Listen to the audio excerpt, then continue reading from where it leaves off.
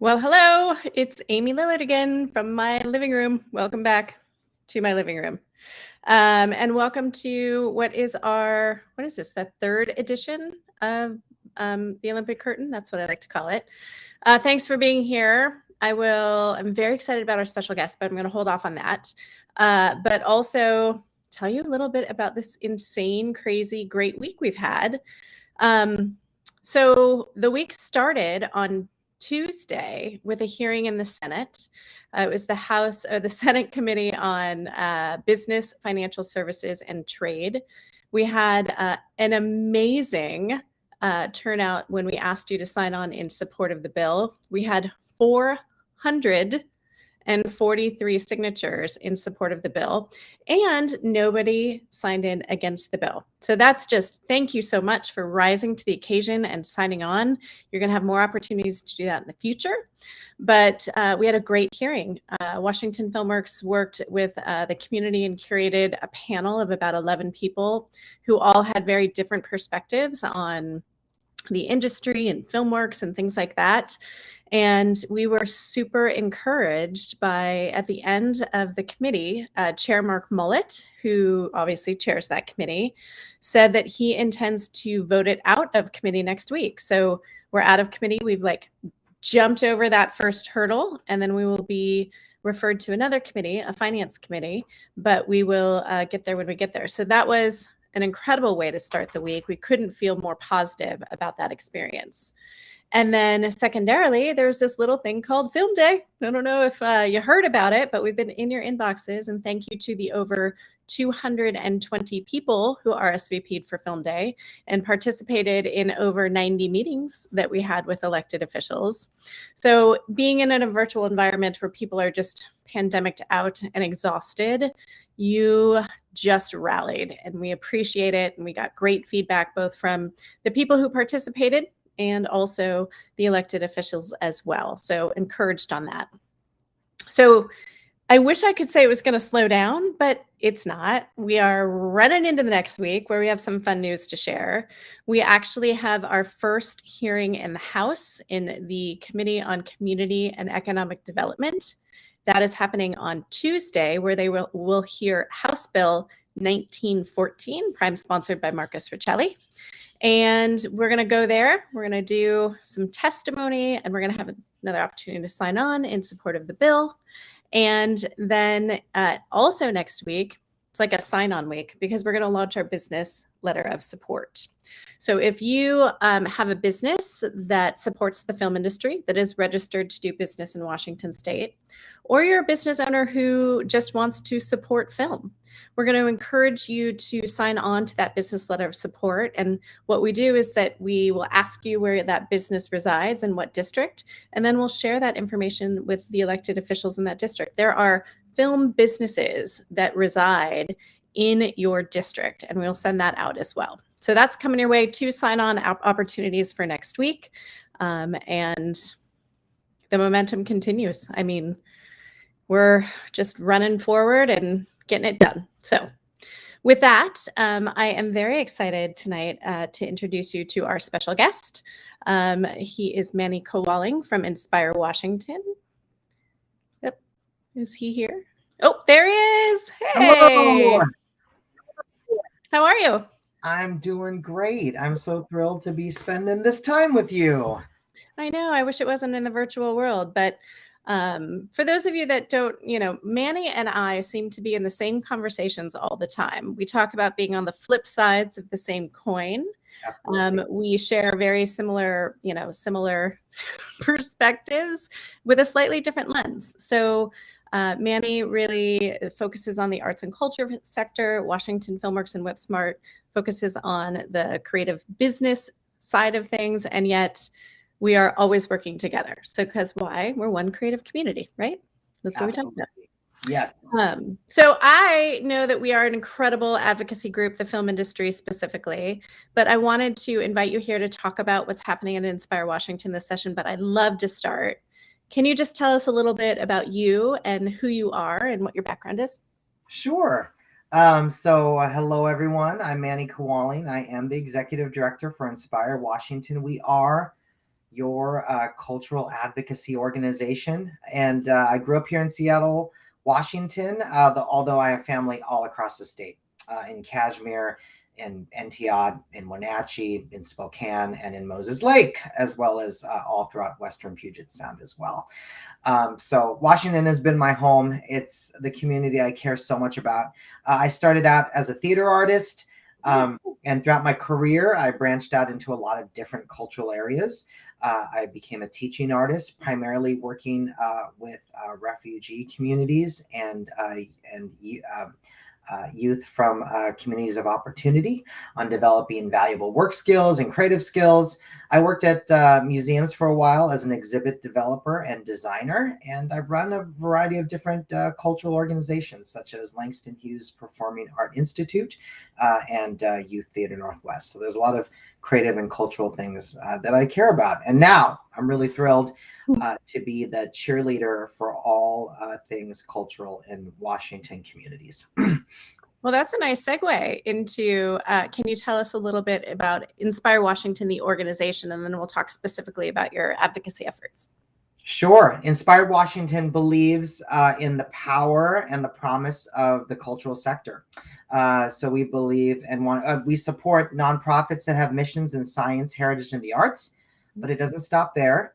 At Inspire Washington, we often say we don't care where creative and cultural people work, whether at nonprofits or for themselves. We just care that they're working and they're making, infusing high quality of life for every Washington community. So we also support commercial music venues. We support people that have a music band. We support writers, along the Palouse and potters in the San Juan Islands. And of course, we support filmmakers and all the types of different creative and cultural people that industry employs. I'm about to talk about some legislative objectives, but at the heart of it, what I think is easier to understand is we know that this has been a really difficult time. And we also know that prior to the pandemic, we didn't have all that we needed, right? So what we are looking now at is the future.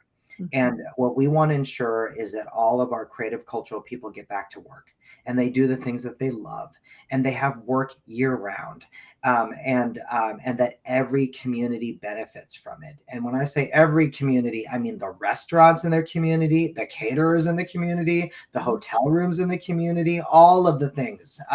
And of course, all of the very specific cultural businesses that we all benefit and that we can all make Washington one of the most beautiful and creative places to live. I mean, you're just inspiring. Like, you're inspiring. It's lovely to hear, but we have this fun game too sometimes when we get together, and I was like, hey, do you know?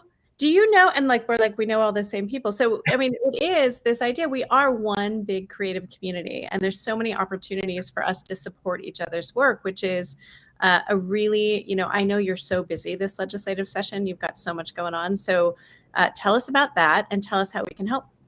Sure. Well, this is where the legislative session is looking backwards and it's looking forward. I mean, what we have heard over and over again is there are artists, there are organizations, there are still people who have not been served by any of the relief that the federal government or the state has made accessible. So we know we're still backfilling.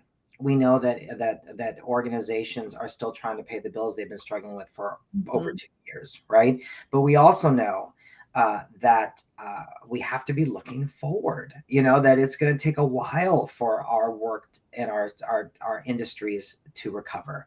I know that at performing arts venues, as just one small example, that audiences, and many of them across the state are still closed. The ones that are open, they're suffering somewhere around about 45% audience loss. And yet it is more expensive for them to do the shows because they're hiring now they have a staff position for COVID compliance. They understand that you don't put volunteers at the front door to check vaccination, that maybe you need somebody who's a little bit more prepared for the hard conversations, that you need PPE. And perhaps if you're doing performing arts and you have a cast of 35 people, you have to do testing every day to make sure that everyone stays safe. So the shows are more expensive. and the revenue has dropped down. So what we need to do is we really need to bolster up all of this cultural work, so that as our communities recover, as people start to feel more comfortable about leaving their homes and getting out and about, that all of our valuable businesses are there. And we also recognize that things weren't really super great beforehand. I mean, let's talk about the film incentive and that $3 million, right? I mean, it's not as if it was a world of cultural prosperity. It wasn't, right? And so this is our time to really recover, not the sometimes broken industry we were before, but to really build a more prosperous cultural industry that will really provide the jobs and the opportunity and the type of programming in an equitable way for all Washington communities that they all deserve. So what are we pursuing? Well, we absolutely support the film incentive, because of the fact that there's all that blur, our theater artists are working in the film industry. I mean, it's just all over the place, right? It's all they're calling it the blur. It's the blur. It's the blur. It's the beautiful blur, right? So we support that. And also we support it too because it's I just feel that film really, I mean, cultural programs is always about place. And absolutely that's the story with film, right? We also are in pursuit. We have a bill. It's called House Bill 1058. If House Bill 1058 is approved by the legislature, the state's cultural access program will have a new way of implementation. Right now, ever since 2015, when the state created the cultural access program, cities or counties have the opportunity to put before their voters a cultural tax. It increases sales tax in any locality by 0.1%. So that's just 10 cents for every $100 spent. Right now, I'm gonna give you kind of a gauge. We have one cultural access program in the state of Washington. That is Tacoma. It was approved in 2018.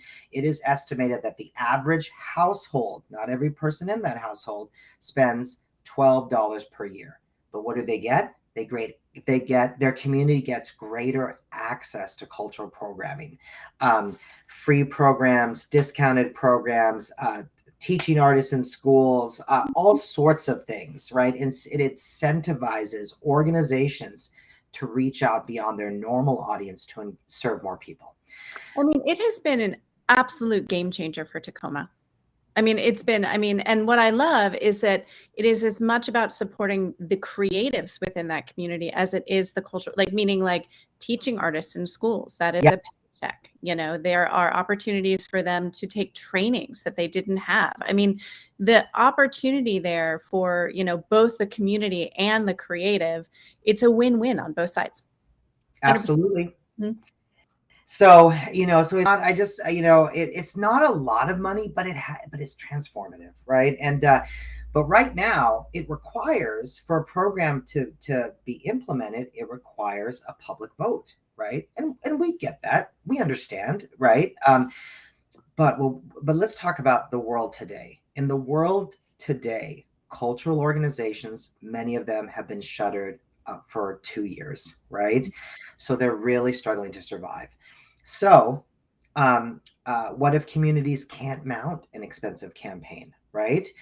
What if they don't have the volunteer bandwidth to go knock on doors and to pass out flyers? What if just because of the COVID and if for issues of public health, there are no summer street fairs for them to table at and talk to their community about this.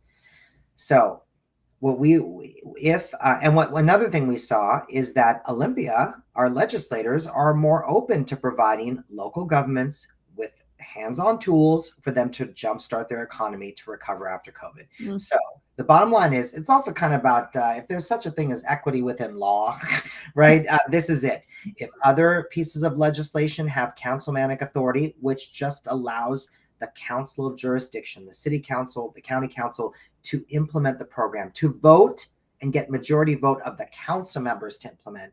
If other pieces of legislation get that, why not cultural access? Mm-hmm. And here's the thing.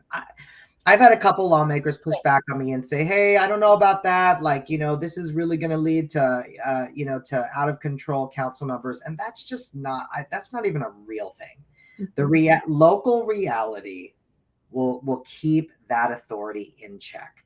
No city council members or county council members, the majority of them, are just going to start pushing taxes without the support of their communities, right? Well, we all vote, right? We all vote. It's like all due love and respect. Absolutely. Local reality will keep that in check. What we just want is another tool, a tool in the toolbox. If that community is ready, then they should have that tool. So House Bill 1058, we want to get this approved. We think it will pair very well with the state's certified creative district program, where many communities have already had civic discussions and created a civic plan to support their creative industry. And of course, King County has been eyeing the opportunity to implement cultural access, and either through a vote of the people or through councilmatic authority. Now they would have two options. So in House Bill 1058, we ask, if you please, I encourage you, this is democracy. Always learn more about an opportunity before you support it. But you can learn more on the state's website, or reach out to Inspire Washington. But that's the bill that we hope to achieve, so that we can drive more cultural programming throughout Washington state. And who's prime sponsoring that bill, Manny? Jessica Bateman. Nice. Okay. Yeah. Great. And actually, I've got some really good news. Her community, the city of Olympia, the city council voted at the end of last year to put cultural access on their April ballot. So if approved, the city of Olympia will have a new fund of $2 million to support greater access for arts and culture. $2 million that they don't have right now to support arts and culture. And Tacoma's at 4? Is that right? No, it was projected that Tacoma would generate about $6.5 million. $6.5 million. But go ahead. But it came out closer to 8. Oh, I mean, so that's what I'm talking about. Like, so what you have is a program where you have communities opting in to support arts and culture financially. And in these weird times, you're finding communities don't have the bandwidth. They can't get out and talk to the people that people are supportive within the community, but it costs hundreds of thousands of dollars to do those campaigns. And so what you're saying is give the authority to folks so that they can, to the council, so that they can vote, so we can get this money into our communities to do the good work that needs to be done. Right? Absolutely. Thank you, Rebecca, for meeting with Representative Bateman. She's great. Yeah, she's totally great. So, are there other things on your agenda? Yes. That's a big one. Yeah, that's a huge one. And here's something else, just kind of in concept of where we should be looking for support right now. I mean, where there are opportunities for support. When the pandemic started, the state started readjusting their projections on sales tax. They kind of figured, we're shutting stuff down, we're not going to have as much money. But the reality is, because of all the ability to still buy, online, that has been a durable form of public revenue. And right now, for our sector, we need to tie ourselves to durable forms of revenue, right? To survive this. Yes, philanthropy has stepped up as much as they can. Individual giving has stepped up, but nothing has been the same as government funding. PPP, Shutter Venue Operating Grant, all of those things, right? Yeah, even the way the extended and expanded unemployment help take care of all of our out of work artists, right?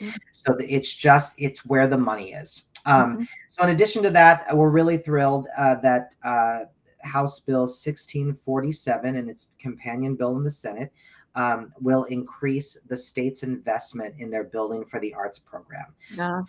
Yeah, for nearly 30 years, the Building for the Arts program has invested $12 million every biennium, every 2 years, into new construction of arts facilities, renovation, and the purchase of facilities for arts programs. Mhm. But here's the thing: the legislature loves it. It creates construction jobs all over the state, even in rural areas. It drives local economy. Boy, they love it when a performing arts center opens up on Main Street of a town in Eastern Washington, because now the restaurants will do better. It's great for everyone. But here's the thing: for nearly 30 years, that total investment of $12 million has been flat. So the value of, as construction costs rise, the value of that $12 million gets smaller and smaller. It becomes more competitive for organizations to apply against each other. It covers a smaller portion of the total construction budgets. Buildings don't cost $2 million anymore, right? So the state is considering permanently increasing building for the arts by another $6 million. And they also recognize that outside of the Central Puget Sound, since programs have to match the state money, they're making the matching requirements less onerous, because they realize it's not the same kind of, it's much more difficult for capital campaigns outside of the Central Puget Sound. So that's not fair to Eastern Washington and Central Washington. So we're really thrilled about Building for the Arts. There have been several hearings. We believe it's going to be moved out of committee of the House next week. So that's great. And there's a new bill that I'm just beginning to understand better that will expand arts education. So Senate Bill 5878. Although in the state of Washington, arts education is considered basic education, and there's even a graduation requirement for high school, it is not being, the enforcement is loose. There's several allowed exemptions, and also it's just high school. By high school, kids have decided what they love to do, right? So let's expose students to arts in elementary, middle school. More. I mean, we know that there's music programs in middle school, and kids get introduced to visual art in a spotty way, probably in elementary school, depending on their local school district and the resources the school district invests in that. But this will just really bolster art education. So I'm still learning more about it, but you can read it too. Senate Bill 5878. And the last thing I would say about all of these opportunities, I know that the legislative session sometimes it's hard to unpack as a spectator. It's hard for us to unpack. We were talking about that before we got on. We're like, oh my gosh. So it's bananas. It's bananas. Yeah, it's like a runaway train. But here's the thing. Regardless of that, I don't want that to turn you off. The system is begging for your participation. This is representative government. Those people that are making the decisions were elected by your communities. They have hearings. There's steps along the way that require public feedback, and for them to prioritize what they're going to be able to pass in the legislature based off of that feedback. So yeah, it may not, it is really, it may not seem like it's beckoning you to play this game, but it needs you. It really, really, really does. Manny and I can stand there and talk about all the things, and it doesn't matter. They like to hear about the person in their community that did this art project or went to this community event because of the work that you did, right? It's just, that's the way they think. So it matters. It matters. Well, they know that they won the support of the people that vote for them, and they will be and those voters will judge them at the next election. So going back to the Councilmanic Authority. Yeah, totally. No worries there. So, well, good. So how do people engage with, like, is there an email sign up? How does that work? Absolutely. I'm sorry. And there's one last thing I do want to tell you about too. We were really pleased that our state arts agency put a request before the governor, so that in the first draft of the budget, the proposed governor's budget included further relief and recovery funding for the cultural sector. So there was a $20 million that was included in that, but keep in mind that is proposed, right? The governor gets to kind of set objectives and priorities and hopefully let that kind of guide the conversation. But that document is then sent over to the legislature and they finalize it. They vote on it. They decide on it. They could take things out. They can increase the numbers. They can add zeros if they want to. So right now, the legislature will be considering a $20 million relief and recovery fund. We would like that to grow because we know, at least in the nonprofit sector fields, that revenue has dropped by about $200 million, right? So we really want to see that money grow. And then there's also, I'm not going to take you too deep into this rabbit hole, but there's also, we secured $25 million for relief funding last year, but there's a legislative fix that has to happen in the language so that they can administer those funds. So there's $45 million that are out there in addition to increasing the film incentive. These are not, we are a blur, but this is focused funding in different areas to spur, different aspects of the work. It is all important. So there's another thing for you to advocate for. And it's really easy. We make it super easy. Just visit our organizing platform, inspirationleague.org. You can sign up to receive our action alerts. And when there's an opportunity, a threat, they're not going to give us all that film incentive money, or an opportunity, they really feel good about it. They just need to know that you care. We will send out an email and we'll make it super easy. If you don't have time to craft your own email, we'll even provide you a pre-written email that all you got to do is click. We always make it so that you are just 2 clicks away from advocating in 5 minutes or less. So yes. Click, and you're done, right? Done. Yes. Done.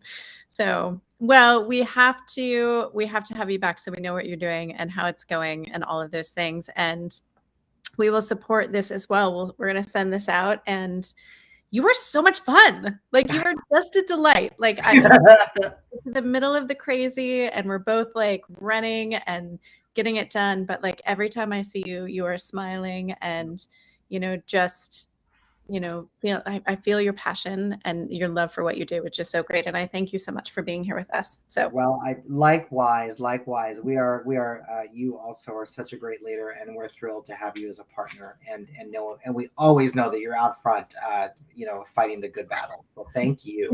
You have a great night, and we will talk again very soon. Yes. Okay. All right. Thanks, Manny. Thank you.